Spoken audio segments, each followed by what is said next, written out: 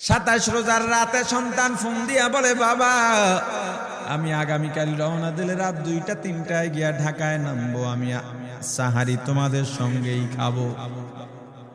মা বসে আছে, মায়ের সন্তানের বাবাও বসে আছে, সন্তান আসবে। রাত্র 2টা-3টা হয়ে গেছে, সাহারির সময় হয়ে গেছে, সন্তানের খবর নাই। শেষ টাইমে মা বাবা সাহারি খেয়ে ফজরের নামাজ পড়ে দরজার মধ্যে অপেক্ষা করতেছে, সন্তানের খবর নাই। 8টা, 9টা, 10টা বেজে গেছে, মায়ের মনটার ভালো লাগে না। স্বামীকে ডেকে বলে, স্বামীরে আমার সন্তান কই, আমার মনটা ভালো লাগে না, একটা ফোন লাগাও। স্বামী ডাক দিয়া বলে, চিন্তা করো না, ঈদের সময় যানজট থাকতে পারে, চলে আসবে। কিছুক্ষণ পর বাবার মনটাও ভালো লাগে না, বাইরে নেমে পায়চারি করতেছে। হঠাৎ করে একটা ফোন চলে আসছে। সন্তানের ফোন দেখে বাবার সে কি আনন্দ। ফোন রিসিভ করে যখনই সালাম দিল, অপর প্রান্ত থেকে সালামের উত্তরে সন্তানের কণ্ঠ পাওয়া যায় না। বাবা ডেকে বললেন, বাবা তুমি কে? এটা তো আমার সন্তানের কণ্ঠ নয়, তবে মোবাইলটা আমার সন্তানের। ওপার থেকে ডাক দেয়া বলে, আপনি কি এই লোকেই মোবাইলওয়ালার বাবা? বলে, হ্যাঁ। আপনি এখনো বাড়িতে কি করেন? আপনার যেই সন্তান ঢাকা থেকে গাড়ি নিয়া 2500-এর দিকে রওনা দিয়েছিল, ওই গাড়িটা 2500 পৌঁছতে পারে নাই। পথিমধ্যে সংঘর্ষে রাস্তার মধ্যেই অনেকগুলো মানুষ মারা গেছে, অনেক যুবকও তার মধ্যে আছে। রাস্তার পাশে সাদা কাপড় দিয়া ঢাকা। দেখেন আপনার সন্তান এই লাশের মধ্যে আছে কিনা। মোবাইলটা আমি রাস্তার পাশে পড়ে পাইলাম। বাবা পাগলের মতো একটা দৌড় দিছে।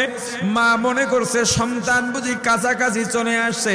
অন্যান্য সন্তানদের ডাক দেয়া বলে, তোরা কে, কোথায়, এদিকে আয়, তোদের ভাই বুঝি কাছাকাছি আসছে। আমার কলিজার টুকরা সন্তান, তোর বাবা যে আগায় আনতে গেছে, তাড়াতাড়ি নতুন চাদর বিছা, বালিশের কভার গুলো খুলে নতুন কভার লাগা, পানি গরম বসা, আমার সন্তান এসে গোসল করবে। আহারে সবাই ফুলের মেলা, ফুলের তোড়া নিয়ে অপেক্ষা করতেছে। 4টা বছর কলিজার টুকরা বাড়িতে নাই, বিদেশ থেকে আসবে। বাবা স্পটে গিয়া দেখেন অনেকগুলো লাশ, সাদা কাপড় দিয়া ঢাকা। একটা একটা মাথার উপর থেকে কাপড় উঠান আর কৌতূহল বাড়তেছে, কাপড় উঠান আর কৌতূহল বাড়ে।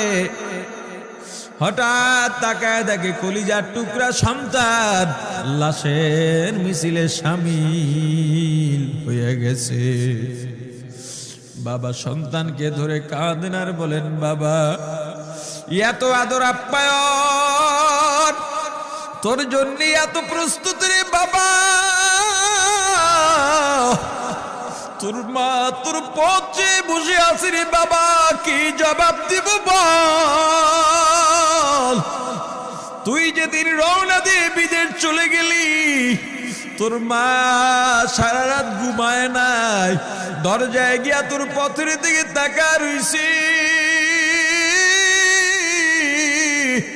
কত রাত আমি মা আমি বাবা দেখলাম, তোর মা গভীর রাতে বিছানায় নাই, খুঁজতে খুঁজতে দেখলাম দরজায় গিয়া তোর মা কাঁদে। কত রাত তোর মা তোর জন্যে নামাজ পড়তে পড়তে রাত্রটা নির্ঘুম কাটায় দিছে রে বাবা। কত রাত তোর মা তোর জন্যে দোয়া করতে করতে নির্ঘুম রাত্র কাটায় দিছে। এই 4 বছরে 8টা ঈদ, ঈদের সময় আমরা নতুন কাপড় কিনছি, নতুন কাপড় পরছি। তোর মায়ের জন্য আমি নতুন শাড়ি এনে খাটের উপরে রাখলাম। ঈদের নামাজ পড়ে এসে দেখি কাপড়টা খাটের উপরেই আছে। তোর মা প্রথম ঘরেও নাই, মাঝের ঘরেও নাই, পেছনের ঘরেও নাই। খুঁজতে খুঁজতে গিয়া দেখি তোর মা কিচেন রুমে আছে। ওই নাস্তা নাড়াইতেছে, দুধ নাড়তেছে, দুধ উথলাইয়া পুইরা যাইতেছে, খবর নাই। আমি তাকায় দেখলাম তোর মায়ের 2 চক্ষু দিয়া টপ টপ করে পানি পড়তেছে। ডাক দিয়া বললাম, ওরে বিবি, ঈদের দিনে তুমি কেন কাঁদো? তোমার জন্য শাড়ি আনলাম, সেটাও কেন পরলা না? তোর মা জবাব দিয়া বলছে, রে স্বামী গো, আপনারা যখন নামাজের জন্য রওনা দিয়া গেলেন, আমার অমুক সন্তান আপনার সঙ্গে যায় নামাজ দিয়া নতুন পোশাক পরে নামাজে রওনা দিয়েছে, কত সুন্দর লাগছে দেখতে। হঠাৎ করে তাকায় দেখলাম আমার কলিজের একটা মানিক আপনাদের সাথে নাই। আমার মনটা আর ভালো লাগে না। আমি ফোন দিলাম আমার মানিকের কাছে। ফোন রিসিভ করে বলে, মা নাস্তা বানাইছি, খাইছি, এখনো ছুটিতে আছি, আনন্দ করতেছি, ঘোরাফেরা করতেছি, কিন্তু আমি মায়ের মত। আমি বললাম, বাবা তুই আমাকে পেটে ধরিস নাই, আমি তোকে পেটে ধরছি। আমাকে খুশি রাখার জন্য কত কথাই না বললি। ঈদের টাকা পাঠাইলি, তোর টাকা দিয়া তোর বাবা জামা কিনছে, তোর ভাইরা জামা কাপড় কিনছে, তোর টাকা দিয়ে পরিশ্রমের টাকা দিয়ে আমার শাড়ি কিনছে, গহনা কিনছে, কিন্তু তোর পাশে আমি হাতুড়ের বাড়ির শব্দ কেন পাই? আমার সন্তান বলতে চায় না, পরে বলে, মাগো কাজ করতে আসছি, টাকা নিয়ে কাজ করি, ঈদের দিনেও আমাদের ছুটি দেয় না। ওরে স্বামী বলেন, ঈদের দিনেও যেই সন্তান কাজ করে, এই শ্রমের টাকার শাড়ি আমি মা কেমনে পরব রে? ওরে বাবা, আজকে তুই আসবি, খবর শুনে তোর মা এক সপ্তাহ আগের থেকে ঘুমায় না, তোর জন্য কত রঙের পিঠা বানাইছি,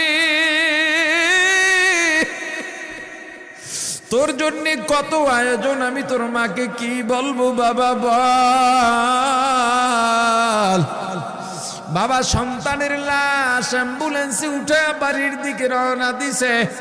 আহারে বাড়ির কাছাকাছি আসছে, এদিকে মা দরজায় গিয়ে অপেক্ষা করতেছে, গাছের আড়াল দিয়া পথের দিকে তাকায় আছেন। দেখেন একটা গাড়ি আসতেছে, মায়ের সে কি আনন্দ, বাড়ির মধ্যে দৌড় দিছে, তোরা কই তাড়াতাড়ি আয়, ফুলের মালাগুলা নিয়ে আয়, গাড়ি এসে পড়ছে। বাড়ির দরজা দিয়ে যখন অ্যাম্বুলেন্সের হরেন দিয়া ঢুকতেছে, হুইসেল দিয়া ঢুকতেছে, মা একটা চিৎকার দিছে, ওরে এই মরণ গাড়ি আমার বাড়ি কেন, কার কপাল পুরুষে?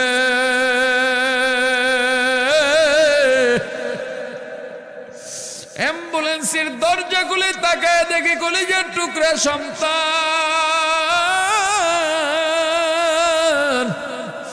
এমন ঘুমাইছে, আর জীবনেও উঠবে না। মা কাঁদেন আর বলেন, ওরে বাবা এটা তোর বিছানা নয়, নতুন চাদর বিছাইছি।